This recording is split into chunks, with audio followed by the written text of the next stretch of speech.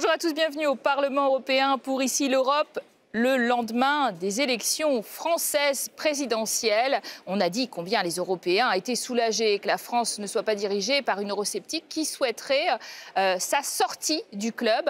Le nouveau président Emmanuel Macron veut des conventions citoyennes pour se réapproprier un rêve européen un peu en déliquescence. Et puis, il veut aussi un approfondissement de l'eurozone tout en restant dans les clous du pacte de stabilité. Mais donc, quelle est cette Europe à sa manière et quelle sera la place de l'Hexagone par rapport à l'Allemagne, aux pays du Sud, à l'Est, sans parler de nos voisins russes. Voilà tous les sujets que nous allons aborder en compagnie de 3 eurodéputés. Karima Delli, bonjour. Bonjour. Vous êtes députée européenne pour les Verts. Face aujourd'hui à Aymeric Chauprade, bonjour. Bonjour. Député européen non inscrit, vous étiez au Front National de Marine Le Pen. Vous avez quitté, notamment avec l'affaire des assistants parlementaires, mais aussi sur les thèmes de l'euro, on en parlera. Et vous êtes aujourd'hui face à Jean Arthuis, député européen des libéraux et démocrates, soutien de Macron. C'est d'ailleurs un ouf plus général de l'Union européenne auquel on a assisté, Karima Delli, parce que la France dirigée par l'extrême droite, finalement, c'était un pays fondateur, pilier, hein, c'était la fin du projet européen. Il y a ça, mais tous les projecteurs européens sont braqués sur la France, parce que la France, comme les Pays-Bas ou comme l'Autriche, ont fait barrage à l'extrême droite, qui reste forte. Hein. Marine Le Pen, c'est quand même 11 millions de voix. Il y a ça. Il y a aussi l'image que représente M. Macron. Pour moi, en tout cas, on est de la même génération. Il rend la France plus sexy, l'Europe plus sexy. C'est un nouveau bol d'air, notamment au niveau de la politique. Ça fait du bien, mais ça ne suffira pas. On attend justement M. Macron. Moi, je lui ai envoyé une petite lettre pour lui dire c'est maintenant une opportunité pour qu'il incarne justement ce qu'il a commencé à faire durant cette campagne, de faire vibrer le cœur des Européens, mais aussi, j'espère qu'il sera notre Roosevelt européen avec un nouveau projet autour d'un nouveau Green New Deal. Alors, on va en parler, bien sûr. Quel était le projet de Marine Le Pen, justement? C'est ça qu'on n'a pas bien compris. Sortir de l'euro, retourner au franc, sortir de l'Union européenne. Elle s'est beaucoup embrouillée dans ses explications. La ligne du parti n'était pas claire. Ses soutiens n'étaient pas clairs non plus. Et d'ailleurs, ça a été une ligne de clivage pour vous. Oui, je crois qu'en fait, le problème de Marine Le Pen, c'est que et du logiciel du Front National, c'est le déni de mondialisation. La mondialisation, c'est une réalité. Le problème n'est pas de la nier, le problème c'est de s'adapter, d'adapter la France à la mondialisation. Et s'agissant de l'Europe, le problème est le même, c'est-à-dire qu'il ne s'agit pas de détruire l'Europe, il faut rendre... Elle voulait vraiment sortir de l'euro ou elle ne voulait plus? Absolument, c'est un logiciel de destruction, de tabula rasa, que je ne partage pas. Je pense que les Français ont 2 préoccupations essentielles qui les ont amenés à voter soit Marine Le Pen, soit Jean-Luc Mélenchon. C'est d'abord la question de la perte d'identité, le sentiment de dépossession de leur identité, de perte de civilisation, de peur de l'islam radical. Et le deuxième élément, c'est la désindustrialisation et le sentiment que beaucoup sont des perdants de la mondialisation. Ce sont les 2 points clés qui amènent les gens à voter Marine Le Pen. Mais les gens ne veulent pas, à juste titre, de détruire l'Europe. Et ils l'ont montré, l'élection par une large majorité d'Emmanuel Macron, c'est cette bonne nouvelle que les Français veulent rester dans le cadre européen, mais il ne faudrait pas en tirer la conclusion que tout va bien. Il va falloir réformer. Voilà. C'est les points forts qu'elle n'a pas réussi à jouer. C'est en effet l'anti-globalisation, attention, et la protection. Et Emmanuel Macron qui a démontré qu'on pouvait remporter une élection sur des thèmes européens. Oui, parce que le second tour était pratiquement un référendum sur l'Europe.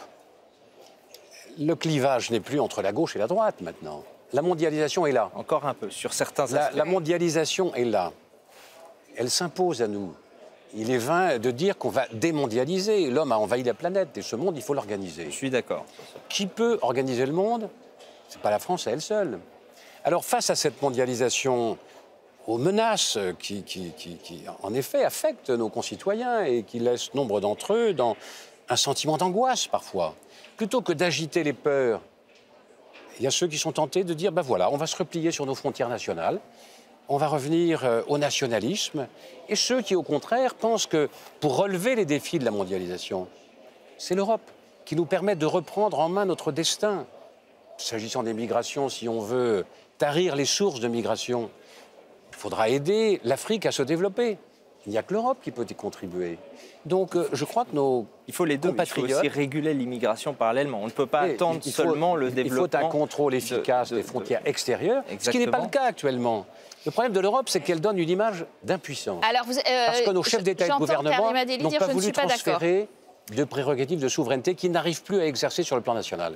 Non, moi, je crois que surtout les Français, aujourd'hui, par cette élection, ont montré qu'ils ont envie de retrouver ce leader qui n'existait plus sur la scène européenne. C'est ça la force d'Emmanuel Macron. Parce que pendant 5 ans, je suis désolée, on a eu un monsieur Hollande qui était le monsieur du statu quo, dont le bilan européen était catastrophique. Ça, c'est la première chose. La deuxième chose, c'est cet engouement du projet européen. Autour de quoi? Vous l'avez un petit peu évoqué, monsieur Arthuis, des valeurs. Les valeurs européennes fondées, la première, c'est sur la paix. Les Français, il ne faut pas les prendre pour des idiots. Les Français sont intelligents. Ils veulent montrer en Europe qu'ils sont aussi d'un sentiment plutôt optimiste. Ils voulaient montrer cet optimisme à l'échelle pas seulement européenne, mais aussi à l'échelle mondiale. Parce qu'il y a des... un petit peu plaisir quand même, parce que moi je suis assez d'accord avec ce que vous dites, mais il y a un bémol, c'est que ce n'est pas la seule raison. Il n'a pas été élu seulement par enthousiasme européen, il a été élu parce qu'il y avait un besoin de renouvellement, parce qu'il répondait aussi à une volonté de réconciliation des Français. C'est vrai que le sectarisme politique, d'un bord ou d'un autre, les Français n'en veulent plus. Il y a eu quand même aussi le fait qu'il n'était pas marqué par les affaires dans la classe politique. Alors que votre ancien parti, le Front National, et vous l'avez quitté pour ça, est poursuivi pour un gros scandale d'assistants parlementaires. Parlons-en quand même. Bien sûr, mais je crois que ce parti qui prétend depuis longtemps, ce parti qui prétend refonder la vie politique, il a les pires défauts des autres partis les plus anciens. C'est ce que j'ai découvert en traversant à travers cette étape. Mais ce que je veux dire, c'est qu'Emmanuel Macron, il est élu aussi parce qu'il y a un refus, bien sûr, de l'arrivée de Marine Le Pen. Il est élu parce qu'il y a un besoin de renouvellement, mais il est aussi élu parce que dans son discours, et c'est ça qui m'intéresse aussi, il y a un équilibre entre l'Europe et la nation. Son entrée en scène montre qu'il a voulu à la fois montrer de la grandeur de la France. Il n'a sans doute pas choisi le Louvre par hasard, mais il y a aussi, bien sûr, la perspective, la direction européenne. Moi, je trouve que chacun y voit ce qu'il y veut, finalement. C'est assez sympathique, monsieur Arthuis. Le programme du futur chef de l'État propose de lancer dans toute l'Union européenne des conventions démocratiques dès la fin de 2017. Alors, en quoi est-ce que cela consiste? Est-ce que ça n'est pas un gadget? Il vous a pas échappé que l'Europe ne parle pas aux Européens. Il n'y a pas d'opinion publique européenne. Et lorsqu'on évoque la construction européenne, sont en fait des colloques presque secrets entre les chefs d'État et de gouvernement, entre les ministres. Les institutions. Nous avons un Parlement qui est un Parlement formidable, mais qui, à certains égards, reste encore un simulacre. C'est un peu un entre-soi. Bon, entre-soi, et on ne colle pas à la réalité de terrain. On est parfois dans une sorte de bulle ici. Le 9 mai, on célébrait précisément la fête de l'Europe. Et avec un collectif civico, de nombreuses personnalités, Guillaume Clossat d'Europa Nova et d'autres, proposaient un exercice de débat démocratique avec les citoyens. Invité aux côtés de parlementaires européens, le président de la Commission européenne, Jean-Claude Juncker. Je l'ai interviewé sur ce programme Macron. À cette occasion, on l'écoute tout de suite. Pour la fête de l'Europe, nous sommes en compagnie de Jean-Claude Juncker. Vous étiez à Beaux-Arts pour participer à un grand débat de société. C'est vrai que cette société civile, elle veut s'inviter dans le débat européen. Même Emmanuel Macron en France parle de convention démocratique européenne. Qu'est-ce que vous en pensez? Je suis très en faveur d'un dialogue suivi avec les citoyens, raison pour laquelle la Commission jusqu'à ce jour a organisé 200 rendez-vous citoyens, dont le dernier a eu lieu aujourd'hui. Il est important pour la Commission d'écouter les autres, non seulement de se faire écouter, mais aussi d'écouter les autres. Alors précisément, vous avez salué dans cette élection du président français une campagne très européenne. Qu'est-ce que vous attendez de lui? Enfin, j'attends de lui qu'il fasse ce qu'il a dit qu'il ferait. Et donc, et notamment pour ce qui est de l'Europe, je voudrais qu'il fasse partie de ce pas très long cortège de ceux qui y croient vraiment. Alors vous avez aussi dit que les Français consacrent dépensent trop d'argent et surtout pas au bon endroit. Qu'est-ce que vous entendez par là? J'ai en fait presque mot par mot répété les propos du président élu qui lui a dit qu'il faudrait que la France se mette dans les clous du pacte de stabilité. Et donc, faisant référence à l'important pourcentage en termes de PIB des moyens consacrés au budget de l'État, et après avoir entendu sa promesse de voir la France revenir en dessous d'un déficit de 3%, il n'y a par rapport à ce que pense et dit M. Macron aucune nuance. Alors Jean-Claude Juncker content, mais en même temps, attention, les Français dépensent trop, consacrent 53 à 57% de leur PIB à leur budget public. Rappelle le président de la Commission, la lune de miel sur le pacte de stabilité a l'air assez courte. C'est une maladresse? Mais c'est une erreur. Et moi, je crois que c'est une faute politique. Le jour où Emmanuel Macron est élu avec en face quand même un score de l'extrême droite qui est fort, le premier message, au lieu d'envoyer justement un espoir européen, de dire c'est l'occasion, vous avez parlé de démocratie, de refonder la démocratie européenne. Moi, j'aimerais que les consultations démocratiques se fassent par électronique parce qu'on est quand même la génération aussi d'Internet. Au lieu d'avoir cette volonté de dire on va remettre à plat, parce que toutes les mesures qui ont été prises, notamment par M. Juncker, c'est des vieilles méthodes, l'austérité, etc. Ça ne marche pas. Et au lieu d'envoyer un message positif, un élan nouveau sur justement un discours qu'incarne aussi M. Macron, on a encore la question économique qui revient et qui n'est absolument pas aujourd'hui comprise par les citoyens européens. Donc je crois que c'est vraiment une faute.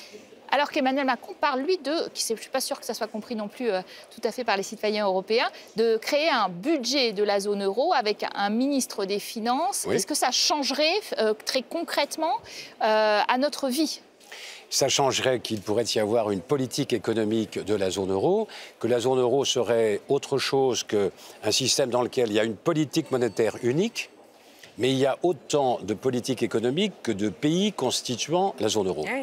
Et donc, il faut mettre du lien à l'intérieur de la zone euro. Il faut être capable, lorsqu'un pays est en difficulté, de l'aider. Il faut être en mesure d'inciter ceux qui ne parviennent pas à faire leurs réformes structurelles pour être plus compétitifs, en les encourageant par quelques dotations de crédits supplémentaires, une conditionnalité. Lorsqu'une crise systémique arrive, de venir donner un coup de main à celui qui est en difficulté. Donc l'urgence, c'est de pouvoir piloter politiquement la zone euro, ce qui n'est pas le cas actuellement. Avec, on le sait bien, une structure qui est difficile à bouger. Mais sur la phrase, il y a une idée aussi qui est intéressante quand même, c'est le Buy European Act. Cette idée finalement de patriotisme économique transposé au niveau européen. Voilà. Moi, je la partage. Je pense que dans le monde multipolaire, c'est proposé par Macron.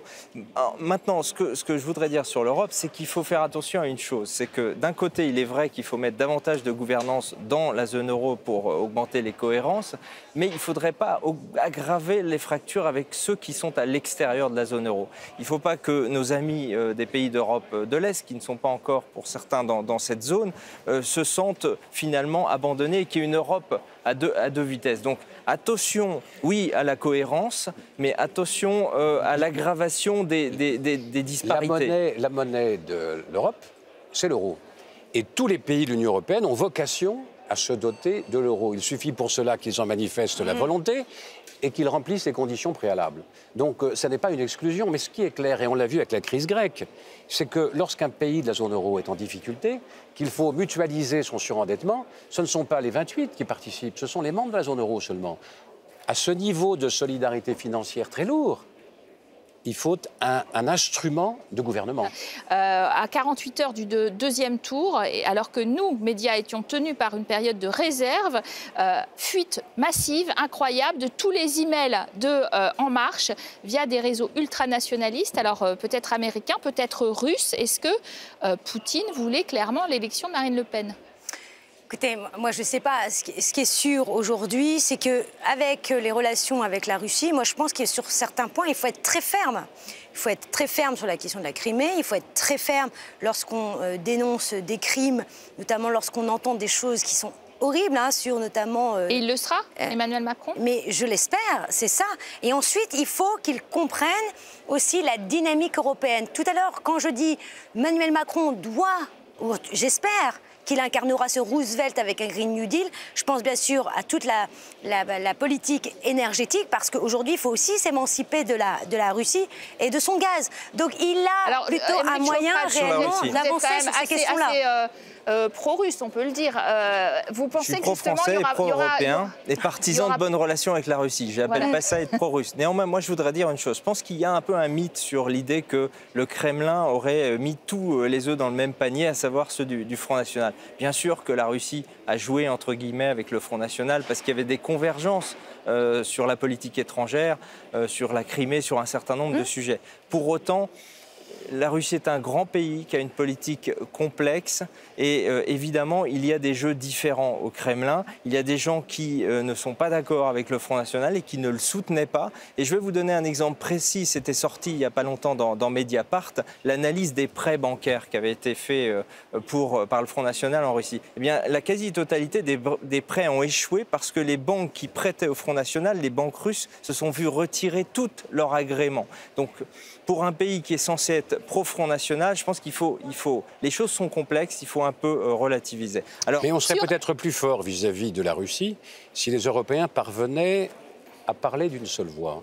S'ils pouvaient mettre en commun leur capacité, leur génie diplomatique. Mais la voie du réalisme, pas la voie des donneurs de leçons. C'est ça que alors, vous voyez qu'il y a encore de la marge pour le sortir débat du déni de réalité de la présidence Macron. Merci à vous de l'avoir très bien illustré. Merci à vous de l'avoir suivi. Vous restez en notre compagnie pour notre seconde partie. Nous rejoignons pour grande invitée Sylvie Goulard, qui a écrit de nombreux ouvrages, notamment L'Europe pour les nuls. Alors, on va en savoir un peu plus.